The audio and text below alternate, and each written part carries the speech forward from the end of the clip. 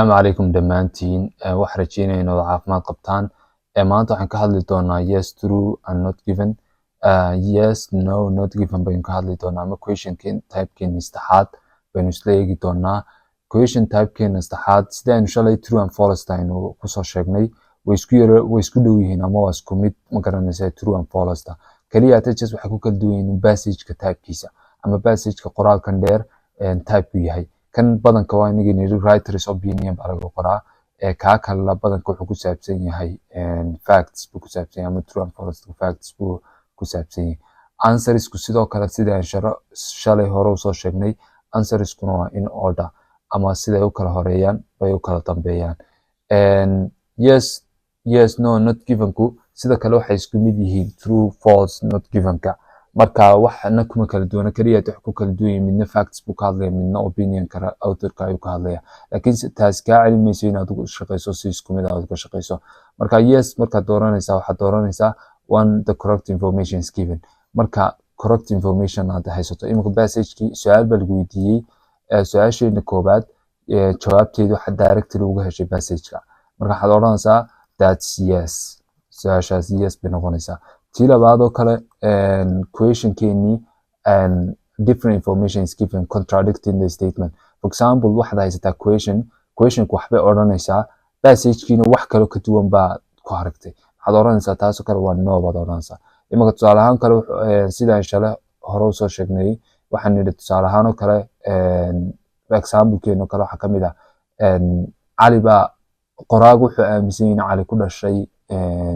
Hargeysa laakiin passage-ka waxaa ku qoran inuu qoraagu ku dhashay Minneapolis marka maxaa kuu soo baxaya inay contradicted isku yihiin marka waxaad dooranaysaa no baad dooranaysaa ama inay su-aasha jawaabteenu waa no not given waa waxa weeyaan when we don't know the answer or there isn't enough information ma haysatid so then ma garanaysid waxaan inuu yahay ma garanaysaa wax saxa ama wax khalada so that's the reason why you will choose not given sababtaas aad dooranaysaa waayo haddii ma garanaysaa aad information saxa ku haysato meesha yes bay noqonaysaa laakiin haddii aad information khaldan aad ku aragtana no bay noqonaysaa haddii aad informationkii ka weydana waxay noqonaysaa not given bay noqonaysaa markaa sida aynu kala fahmno aanu isla eegno tipskeena waxay isku mid yihiin kuwa readingka hore aynu soo sheegnay waxaan doonaynaa mar walba in aad intan ma garanaysaa aad niyadda ku hayso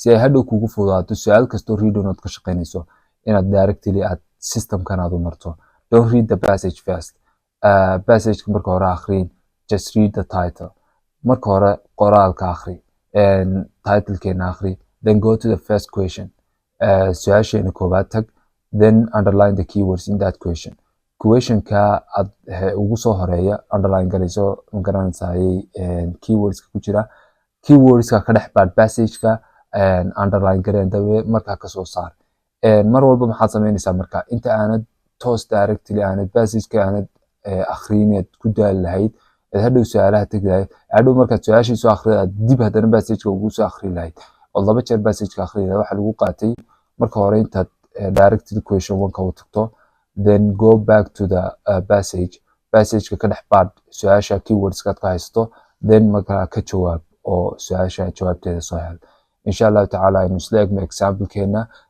waxaan rajeynaya inaad wada fahanteen wixii magaranaysaa su-aalaad qabtaan commentiga aad nagula wadaagi doontaan insha allah waxaan isla eegi doonaa bal example-keena baan isla eegi doonaa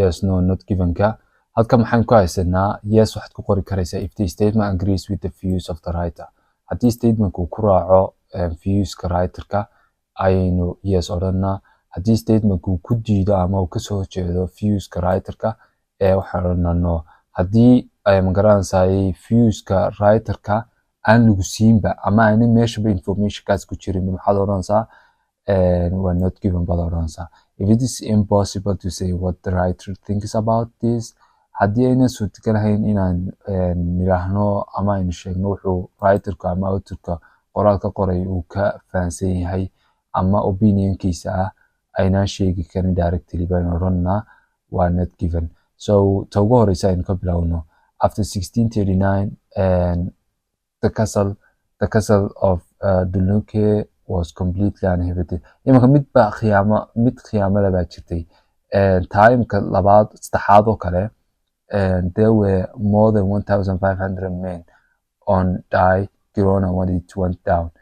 1,500 keywordskeena aynu calaamasano 1,500 men die Girona, magaalada Girona ku dhintay. Okay, Girona iyo 1,500 people they know. Okay, watan ha paragraph F-taas aynu ka helaynaa. Watan Girona. Muhiim aha kelmad kasta inaad garanayso macnaheeda iyo waxay u taagan tahay.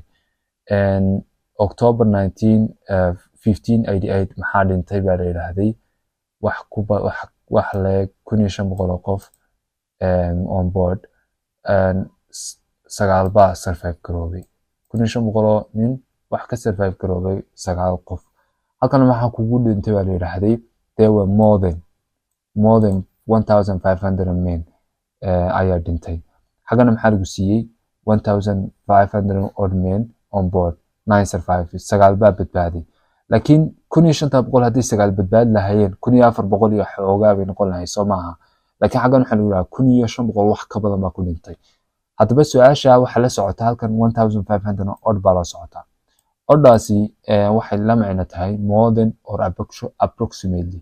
more than waa ka badan 1,500 ama ku dhawaad wax ku dhow ka badan ama ku dhow 1,500. marka lama garanayo tirada saxda ah inay ka badan tahay iyo inay leeg tahay 1,500. laakiin mar walba waxay u badan tahay inay ka badan tahay. marka maxaa halkan dooranaysaa? waxaad dooranaysaa inay run tahay oo 1,500 wax ka badan ma garanaysaa wadada ay ku dhinteen habeenimada ay ku dhinteen. maadaama haddii la odhan lahaa imka of the 1,500 keliya la qori lahaa men on board 9 survived.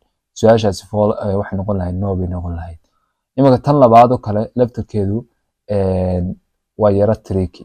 The writer believes that the Giant's Causeway is worth going to visit. meesha magaca leh dalxiiska keywordkeena believes it's worth going to visit. bal aynu eegno waa tan Giant's Causeway kelmadii mar walba keywordska highlight karaysa in dambaas isku soo noqoso maaha. meelahan ayay waxay noogu sheegay a beautiful geological wonder. Someone once said the causeway that it was worth seeing but not worth going to see.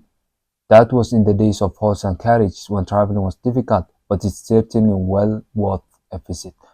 markii hore wuxuu dhahday halka sentence-ka intaa hore wuxuu noogu sheegay inaanay u qalmin la booqdo. markee baanay u qalmin buu dhahday in the days of horse and carriage when traveling was difficult.